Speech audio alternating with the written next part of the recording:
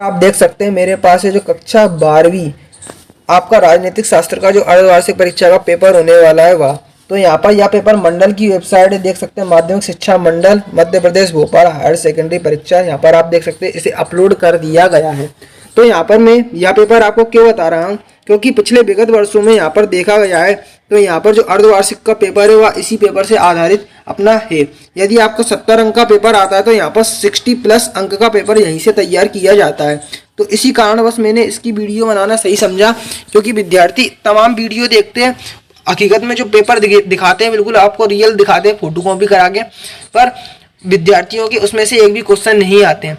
पर यहाँ पर साक्षात यहाँ पर खुद मंडल ने यह पेपर अपलोड किए हैं। तो यहाँ पर देखा जाए तो मंडल कभी झूठ नहीं बोलेगा। मंडल की मदद से जो पेपर तैयार किए जाते हैं वहीं से ही लगभग आपके पेपर बनते हैं। तो यहाँ पर सबसे पहला प्रश्न आप खुद देख सकते हैं, क्या है, सही विकल्प चुनकर लिखिए। तो प्रश्न है अपना, शीत युद्ध का चरम बिंदु था। शीत युद्ध का चरम बिंदु आपको बताना है क्या था। इसका जो आंसर होने वाला है क्या, क्यूबा मिसाइल संकट था। क्यूबा मिसाइल अपना संकट था। अब दूसरा क्वेश्चन है, द्वितीय प्रथम विश्व युद्ध की समय अवधि थी। तो प्रथम विश्व युद्ध की जो समय अवधि थी मैं आपको बता दूं क्या है। तो जो प्रथम विश्व युद्ध की जो समय अवधि थी यहाँ पर मैं आपको बता दूं 1914 से 1918 थी। ठीक है, यहाँ पर आप देख सकते हैं यूरोपीय यूनियन की मुद्रा है। तो यूरोपीय यूनियन की मुद्रा आपको यह क्या होगी, यहाँ पर मैं आपको बता दूं यूरो अपनी होगी। यूरो अपनी होगी। भाषाई आधार पर गठित होने वाला प्रथम राज्य था। तो भाषाई आधार पर गठित होने वाला पहला राज्य कौन सा था, मैं आपको बता दूं आंध्र प्रदेश था।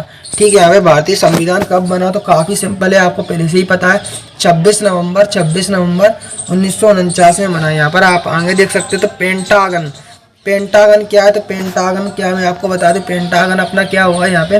पेंटागन का जो आंसर अपना होने वाला है वो यहाँ पे अमेरिकी रक्षा विभाग का मुख्यालय यहाँ पे होने वाला है।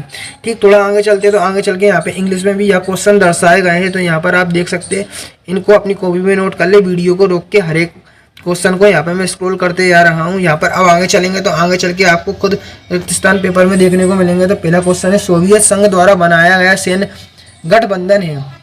तो इसका जो आंसर होने वाला है सेट, तो कौन सा गठबंधन है उसका नाम बताना है। तो वार्सो, कौन सा, वार्सो पैक्ट, वार्सो पैक्ट है, वार्सो पैक्ट, वार्सो पैक्ट अपना इसका आंसर होने वाला है, वार्सो पैक्ट। अब ठीक आगे चलते हैं, सार्क के सदस्यों की राष्ट्रों की संख्या है तो कितनी है मैं आपको बता दूं। तो राष्ट्रों की संख्या कितनी है, 8 है।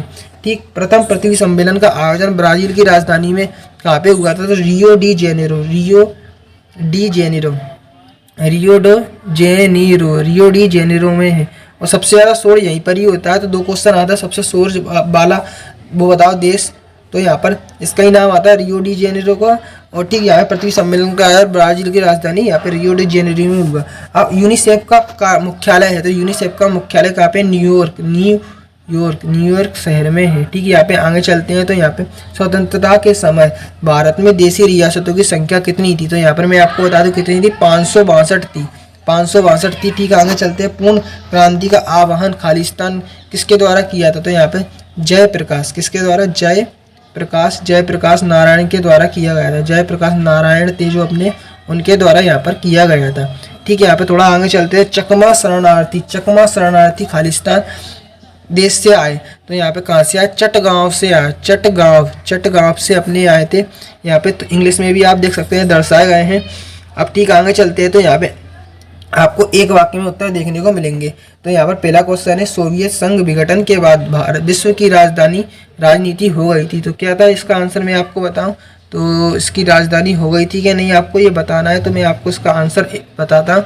तो कैसी हो गई थी मैं आपको थोड़ा सोच समझ के बताता हूँ। एक ध्रुवीय हो गई थी। कैसी, एक ध्रुवीय हो गई थी।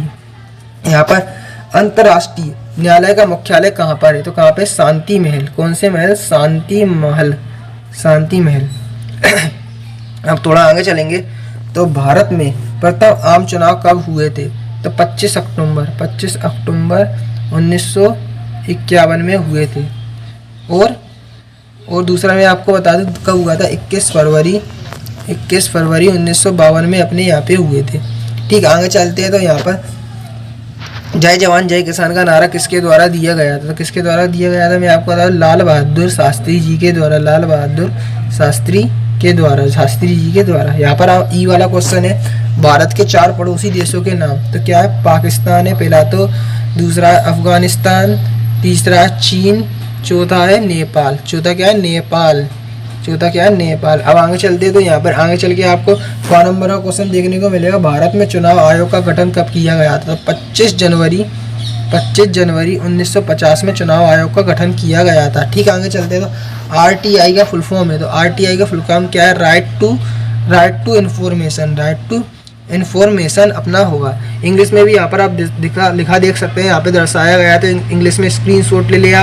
अब सत्य असत्य आपको बताना है, तो पहला क्वेश्चन है अपना, शीत युद्ध के बाद विश्व की जनसंख्या, विश्व की व्यवस्था एक ध्रुवीय हो गई थी, तो ये अपना बिल्कुल सही है, अपन ने अभी पढ़ा है, तो ये क्या है? सही है। ठीक, भारत में सन 1974 में पहला परमाणु परीक्षण किया गया, तो ये तो बिल्कुल सही है। अर्थव्यवस्था के उदारीकरण से वैश्वीकरण की प्रक्रिया बाधित होती है, तो अपना गलत है। ठीक, आगे चलते हैं तो विश्व के प्रथम बिजनेस स्कूल की स्थापना 1951 में हुई थी, तो ये अपना क्या है? रॉन्ग है बिल्कुल। ठीक है, यहाँ पे आगे चलते हैं तो यहाँ पे 5वें नंबर का क्वेश्चन देख सकते हैं, इराकी युद्ध को कंप्यूटर युद्ध के नाम से जाना जाता है, तो ये अपना सही है। ठीक है, यहाँ पर मैं आपको बता दूं 6 नंबर का क्वेश्चन है, भारत विभाजन द्विराष्ट्रीय सिद्धांत का परिणाम था, तो ये अपना बिल्कुल सही है। अब यहाँ पर इंग्लिश में भी यहाँ पे दर्शाया गया है, तो वीडियो को रोक के से आप नोट कर लें। ठीक, थोड़ा आगे चलते हैं तो यहाँ पर इंग्लिश में भी दर्शाया गया है, तो नोट कर लें।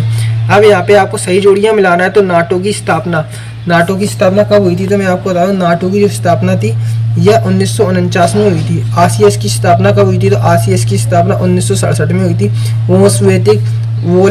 बोलेस्विक क्रांति की जो मैचिंग हुई वह 1917 में हुई थी। यहाँ पर भारत चीन युद्ध कब हुआ था? तो आपको पता है, काफ़ी सिंपल है, 1962 में हुआ था।